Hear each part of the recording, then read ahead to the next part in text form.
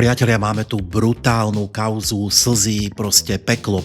Našťastie je nám tak dobré v našej časti sveta, že sa môžeme takto zabávať. Poďme sa na to pozrieť. Poviem vám na to môj názor, ktorý som ešte zatiaľ nepočul v žiadnej reakcii, takže dúfam, že budem originálny. Pre kontext, Tereza Osladilová, a.k.a. Osladinda, si myslím, hovorí, holka, fitnesska, všetko to je vidieť, ktorá sa ide v kleši piť s druhou holkou z neviem jakých všelijakých reality show. Hej, som fotil kedysi, takže ich poznám osobne trošku, ale to je teraz jedno. To som len tak zamachroval, úplne nepodstatne. Takže poďme si to pustiť, o čo ide a potom vám poviem, čo si o tom myslím. Tebe neočekávám ani. A ještě bych se chtěl zeptat, nebo spíš říct jako Domče, že jí přeju hodně štěstí a extrémní obdivu za to, že jde do zápasu s transkou.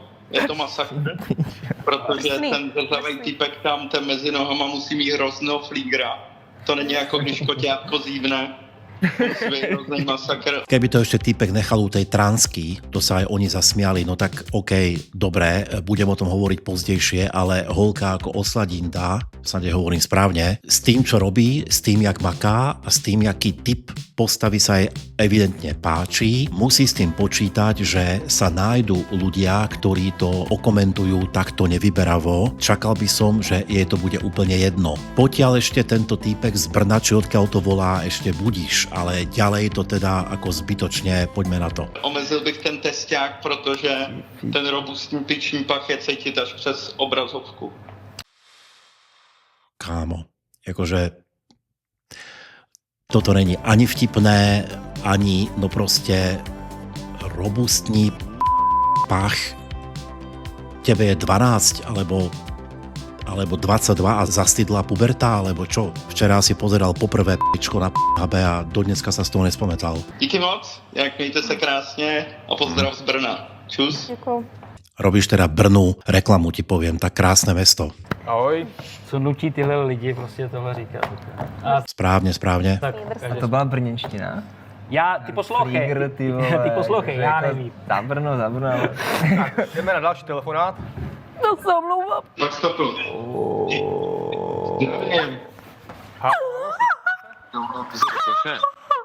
Ano, žijeme vysílání, jak se jmenuješ a odkud voláš? Samozrejme, ten týpek, čo volal, to všetko zlé, proste karma je zdarma, to sa mu všetko vráti niekedy.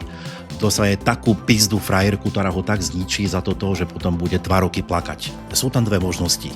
Buď to je to real, alebo je to nahraté. Úprimne, najprv som tomu nahraté nechcel veriť, ani som to nepočul nikde celý deň, vo všetkých reakciách, ktoré mi k tomu vyskočili. Najprv som si hovoril, to je blbosť, ale stále viac si hovorím, prečo si myslím, že to nie je real, pretože naozaj, ako už som predoslal, holka ako ona, predsa už si musela prečítať také strašné veci, také strašné. Ja nie som zďaleka tak výrazný, tak známy, tak kontroverzný, tak vyčnievajúci z nejakého davu ako ona a už som si prečítal, že ma mal otec utrieť do záclony radšej a podobné veci a to teraz zďaleka nie som fakt tak kontroverzný ako ona, pretože dneska vieme, že tých týpkov dráždi to OF-ko strašne a tieto veci. Tereza to prezentuje, je taká nadrzlá, správne povedzme, taká sebavedomá, všetko.